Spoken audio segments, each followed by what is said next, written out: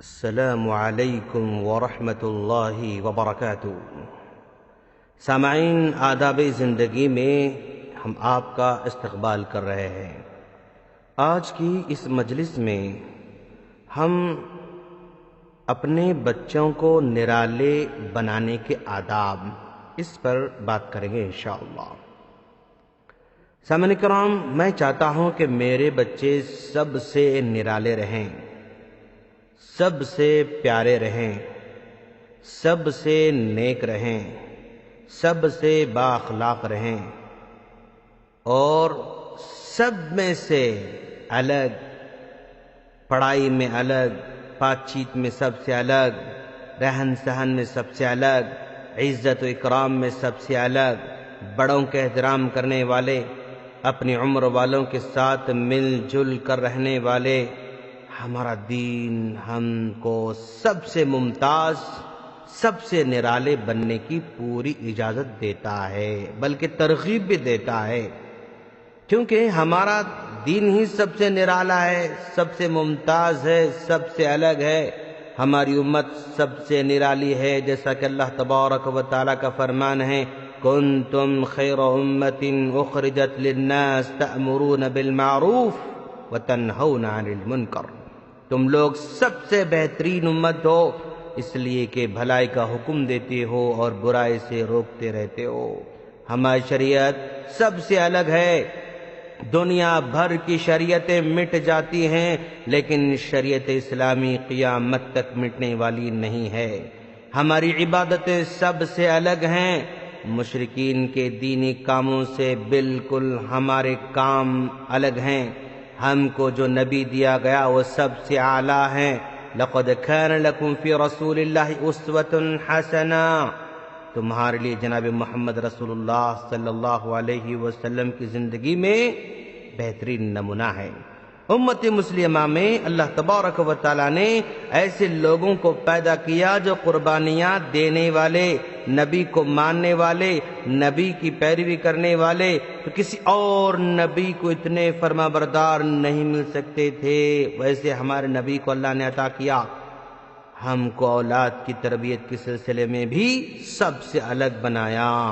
ان الرجل لترفع منزلته يوم القيامة فيقول أنى لي هذا فيقال باستغفار ولدك لك۔ قیامت کے دن بندے کے درجات بلند ہوں گے تو بندہ تعجب سے پوچھے گا کہ پروردگارا، یہ درجات مجھے کہاں سے ملے؟ اتنے اعمال تو میں نے نہیں کیے تھے۔ اس وقت اس بندے سے کہا جائے گا کہ تیرے مرنے کے بعد تیری اولاد نے جو دعا کی تھی نا، اس کا بدلہ تم کو دیا جا رہا ہے۔ اور احمد کی حدیث کے مطابق جب بندہ مر جاتا ہے تو اس کے اعمال کے دروازے بند ہو جاتے ہیں، مگر 3 طریقے سے اجر ملتا رہتا ہے، ان میں سے ایک نیک اولاد کی دعا بھی ہے۔ دوستو، ہمارا دین ہم کو اپنی اولاد کی پرورش کی تعلیم دیتا ہے، بلکہ ذمہ داری ہم پر ڈال دیتا ہے، کہتے ہوئے کلکم راعٍ وکلکم مسئول عن رعیتہ۔ تم میں ہر آدمی ذمہ دار ہے اور اپنی ذمہ داری کے بارے میں پوچھا جائے گا۔ ہمارا دین ہم کو سب سے ممتاز بننے کی صلاح دیتا ہے۔ وَجَعَلْنِي لِلْمُتَّقِينَ إِمَامًا۔ حضرت ابراہیم علیہ السلام نے دعا فرمائی تھی کہ اے اللہ، مجھے متقیوں کا امام بنا دے۔ عام طور پر خواتین میں اس بات کا جذبہ بہت زیادہ ہوتا ہے کہ ان کے بچے سب سے اچھے لگیں، ان کے بچے سب سے زیادہ پیارے لگیں، اس کے لیے وہ نئے نئے کپڑے خریدتی ہیں اور پہناتی ہیں۔ لیکن اس بات کو کبھی نہ بھولے دوستو، بچے کتنے ہی خوبصورت اور مہنگے کپڑے پہنے، لیکن اگر حقیقی علم اور حقیقی ادب نہیں سکھاؤ گے نا، بھری محفل میں کبھی بھی آپ کو شرمندہ کر سکتے ہیں، یا ان کی کوئی بھی حرکت یا کوئی بھی بات ایسی ہو جاتی ہے جس کی وجہ سے آپ کو شرمندہ ہونا پڑتا ہے۔ اس لیے ظاہری طور پر توجہ دینے کے بجائے علم اور اخلاق کی طرف توجہ دیں۔ ہم چاہتے ہیں ہمارے بچے سب سے پیارے ہوں، تو آؤ آج ہی سے روزانہ ان کو قرآنی سورتیں یاد دلانا شروع کر دیں گے۔ ان سورتوں کو بار بار ہم خود سنیں گے، ان کو نماز میں کھڑا کر کے پڑھنے کی ترغیب دلائیں گے، کبھی ریکارڈ کر کے خود ان کو بھی سنائیں گے، کبھی گھر میں مہمان آئے تو ان کے سامنے سنا کر ان کی ہمت افزائی کریں گے، کبھی ان کو یوٹیوب پر موجود چھوٹے چھوٹے قاریوں کی تلاوت سنائیں گے، ان کو اذان سنائیں گے، ان کو اذان سکھائیں گے، چھوٹی چھوٹی دعائیں سکھائیں گے۔ ہر دعا کو یاد کرنے کے بعد ان دعاؤں کو استعمال کرنے کے لیے ان کی یاد دہانی کرائیں گے۔ جب وہ کھانا کھانے بیٹھیں تو اس سے پہلے کی دعا ہم ان سے پوچھیں گے، جب کھانے سے فارغ ہو جائیں اس کے بعد اس کے بعد کی دعا ان کو پوچھیں گے۔ جب سونا چاہتے ہیں تو پوچھیں گے کہ بیٹا آپ کو کون سی دعا پڑھنا ہے۔ جب صبح ہم ان کو بیدار کرتے ہیں تو ان سے پوچھیں گے کہ بیٹا ہمیں کون سی دعا پڑھنا ہے۔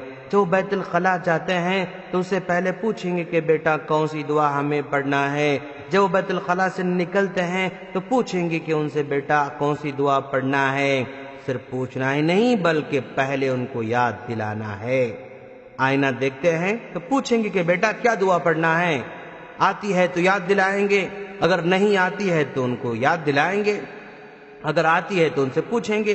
اور دودھ پیتے ہوئے پوچھیں گے بیٹا ہمیں کیا پڑھ کر دودھ پینا چاہیے، کسی سے ملاقات کریں اور تو سے کیسے سلام کریں، کوئی چیز دیں تو جزاک اللہ کیسے کہیں، کسی کا شکریہ ادا کیسے کریں، اپنے کپڑے کیسے رکھیں، کہاں رکھیں، اپنے جوتے کہاں رکھیں، کیسے رکھیں، میلے کپڑے نکالتے ہیں تو پھر ہمیں کہاں رکھنا ہوگا۔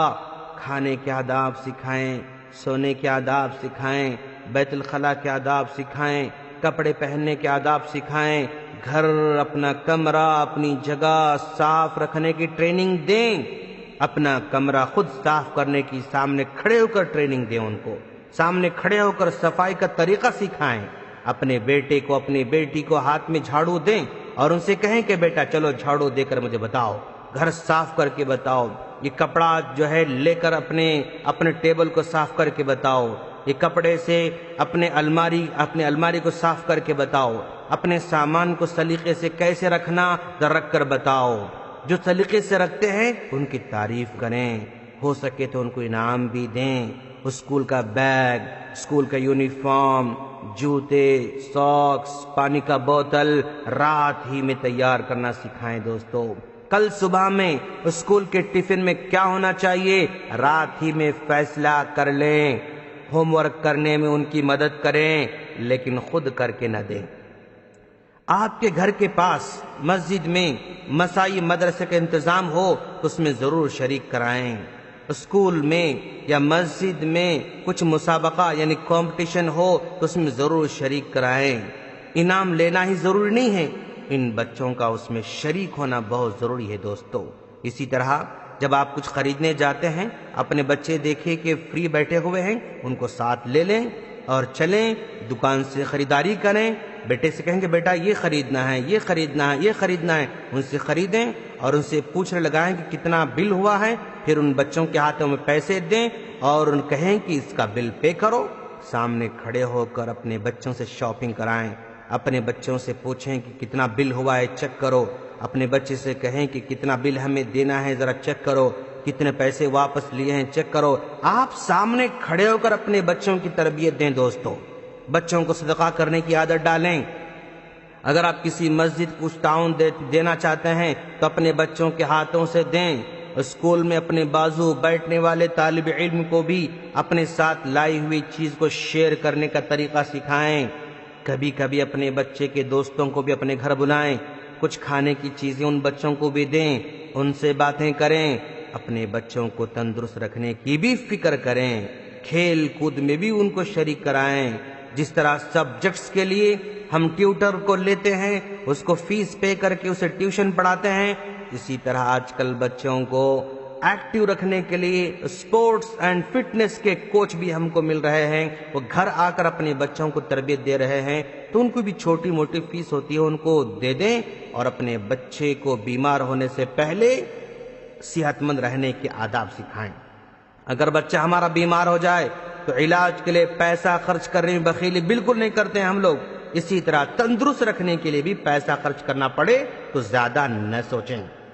اپنے بچوں کو دانتوں کا بار بار جائزہ لیتے رہیں، کیونکہ جب تک دانتوں کا مرض بڑھتا نہیں، ناقابل برداشت ہوتا نہیں، بچے آپ کو نہیں بتاتے ہیں۔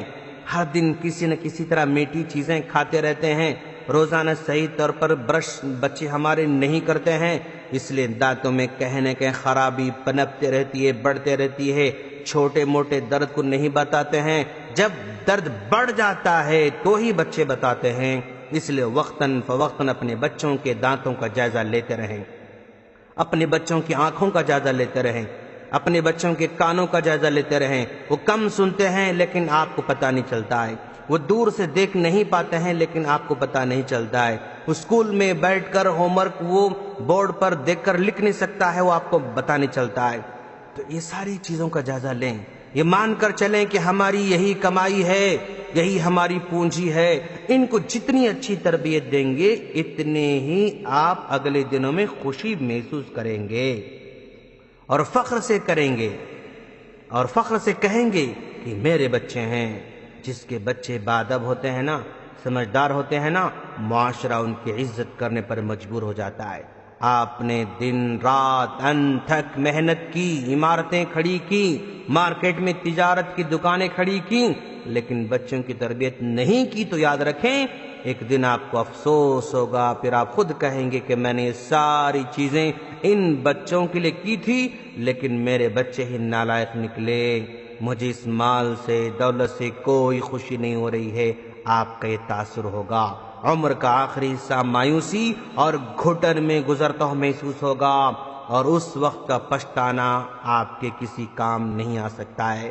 ہم اللہ سے دعا کرتے ہیں اللہ تعالی ہم تمام کو اپنے بچوں کی صحیح طور پر تربیت کرنے اور ان کو نرالے بنانے کی توفیق عطا فرمائے، آمین۔ السلام علیکم ورحمۃ اللہ وبرکاتہ۔